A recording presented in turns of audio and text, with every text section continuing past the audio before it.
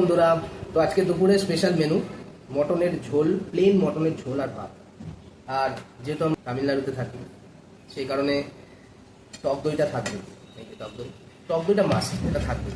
তো চলো দেখে যাওয়া যাক কিরকম টেস্ট হয়েছে। আলু দিয়ে এবার টেস্ট করে দেখা যাক কিরকম লাগে।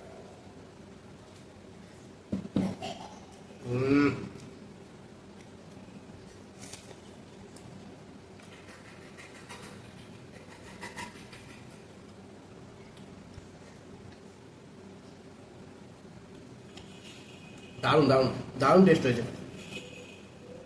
মটনটা দেখো কি সুন্দর গলেছে, অসাধারণ।